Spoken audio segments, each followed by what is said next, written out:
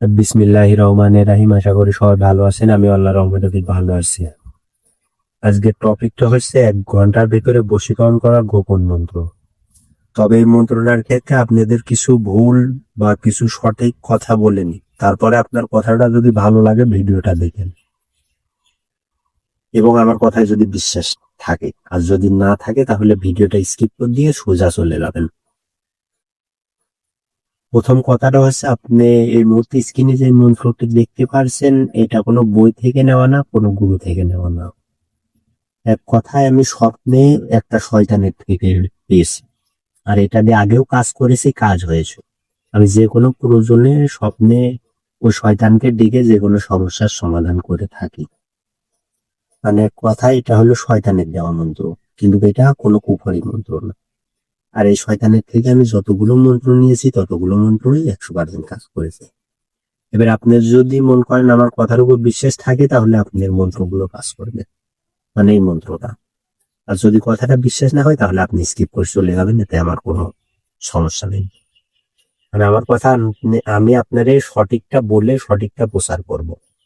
আমি কিন্তু আপনারা বলতে পারবো না যে এটা গুরু মন্ত্র, আদি মন্ত্র, এই মন্ত্র সেই মন্ত্র, এটা না। এটা একটা শয়তান আমাকে দিয়েছে। এখন মনে করেন সেই শয়তানই আমার গুরু হিসাবে মন্ত্রটা দিয়েছে, ঠিক আছে? এবার চলুন কথা না বাড়িয়ে মন্ত্রটা আপনাদের পড়ে শুনুন। তবে মন্ত্রটা বলার পরে আরো কিছু কথা বলতেছি। মন্ত্রটা উচ্চারণ এইরকম: আহো মাতা, শুনো কথা, অমুক যদি না শোনে মোর কথা, শিবের মাথা যাইবে কাটা, দোহাই মাতা কানু। আমি আপনাদের সুবিধার ক্ষেত্রে আর একবার উচ্চারণ করে শোনাই।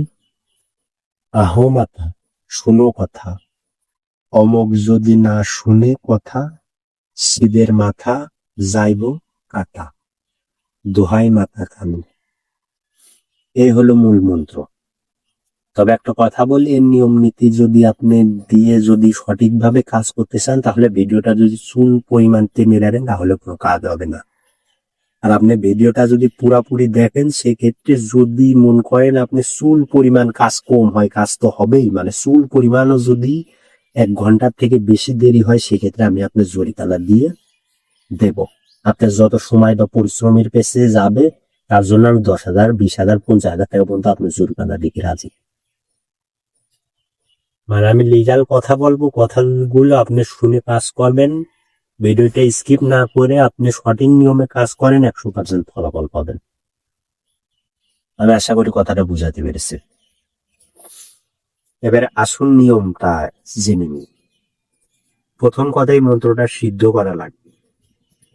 আর দ্বিতীয় কথা, এই মন্ত্রটা আপনি ঘরে বসেই খাটাতে পারবেন। কোনো বাপের নাম, মার নাম, কারোর নাম প্রয়োজন হবে না। কোনো শ্মশান, গোরস্থান কোনো জায়গায় যাওয়া লাগবে না। এক কথায় আপনি ঘরে বসে খাটাবেন, কাজ হয়ে যাবে। তবে আর একটা কথা বলেনি, যদি মেয়েদেরকে বশীকরণ করেন তাহলে মেয়ের মার নাম জানা থাকলে ভালো হয়, আর না থাকলে লাগবে না। আর ছেলেদেরকে বশীকরণ করতে হলে ছেলে বাপের নাম জানা থাকলে ভালো হয়, আপনি না জানলে লাগবে না। মানে টাকা থাকলে খরচ আছে, না থাকলে না, কথাটা সেরকম। এদের আমরা সিদ্ধ করছে যে, এটা সিদ্ধ করা খুবই সহজ। আপনি নির্দিষ্ট একটা স্থানে বসবেন, পবিত্র জায়গাতে। বসার পরে একটা আগরবাতির কাঠি জ্বালিয়ে আপনি মন্ত্রটা 151 বার জপ করবেন। আমি আবারও বলতেছি, আপনি নির্দিষ্ট একটা স্থানে বসবেন, আর নির্দিষ্ট একটা জায়গায় পবিত্র অবস্থায় বসে 151 বার জপ করতে হবে। এমনকি জব করার সময় আপনাকে গুরু মনে করতে হবে। মনে করেন শ্মশানকালী, যে এটা ভাববেন যে শ্মশানকালী আমার গুরু, এটা ভেবে আপনাকে সিদ্ধ করা লাগবে। অথবা আপনার যদি কোনো গুরু থাকে, তাকে ভেবেও সিদ্ধি করতে পারেন সে আপনার গুরু। কারণ আসলে গুরু ছাড়া কোনো বিদ্যা কাজ করে না। এইভাবে প্রথমত আপনাকে সিদ্ধ করে নেওয়া লাগবে।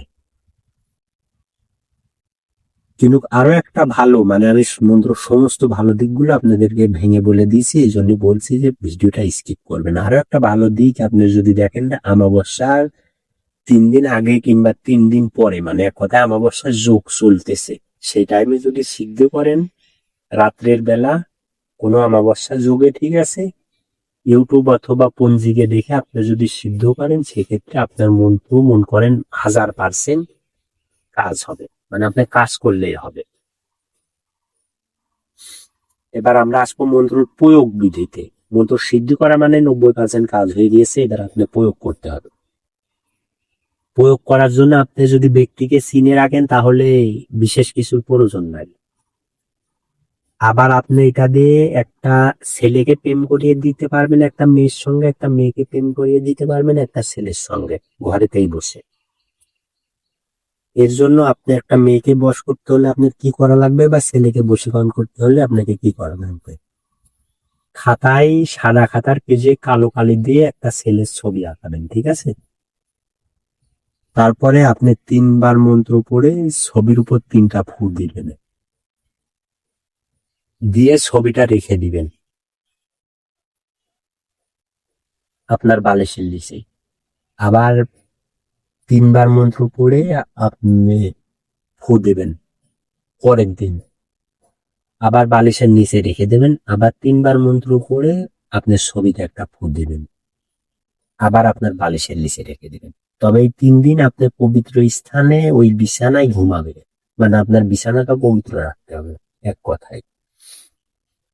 নাইলে ছবিটা অন্য একটা জায়গায় রেখে দিতে পারেন নির্দিষ্ট স্থানে, কিন্তু যে জায়গাটা রাখবেন ওই জায়গাটা পবিত্র রাখতে হবে। এবার আপনার যখন মন্ত্র প্রয়োগ হয়ে যাবে, 3 দিন পুজে যাবে, তখন থেকে 1 ঘন্টার ভিতরে আপনার কাঙ্ক্ষিত ব্যক্তি আপনার খোঁজ নিবে। এবার আরো কিছু বিশেষ কথা শুনি। মন্ত্র যেহেতু খারাপ কাজে প্রয়োগ করলে এর ফলাফল বিপরীত, মানে আপনার ক্ষতিজনক কিছু হলে সেক্ষেত্রে কিন্তু চ্যালেঞ্জ কর্তৃপক্ষ দায়ী থাকবে না। আর আপনারা কেউ জানেন আমি পার্সোনাল কাজ করি, কেউ জানেন করি না। তবে একটা কথা বলে, আমি সাধারণত কারোর কাজ করে দিই না, দায়ঘায় কাজ করে দিই। কেমন? যেটা হচ্ছে যে একটা লোক একটা বিদ্যা নিয়ে অনেকদিন ভুগতেছে, পারতেছে না, সেই ক্ষেত্রে আমি দেখা যাচ্ছে কাজগুলো তুলে দিই। কিন্তু আমার কোনো নাম্বার বা কোনো কিছু এই ইউটিউবে না। তবে আপনি আমার ইউটিউবের মূল ডিসক্রিপশন যদি চেক করেন তাহলে ওখানে নাম্বার আছে। আবার কোনো প্রয়োজনে কোনো কিছু জানার প্রয়োজন হলে সেই ক্ষেত্রে আপনি ওই নাম্বারে নক দিতে পারেন, অথবা কমেন্ট করলে আমি কমেন্টে রিপ্লাই দিয়ে দিই, অথবা কমেন্টে নাম্বার দিয়ে দিই। এটা আপনার কোনো বিষয় যদি জানার প্রয়োজন হয় সেক্ষেত্রে আপনাকে আমি জানিয়ে দেব। ভালো থাকবেন সবাই, আল্লাহ হাফেজ।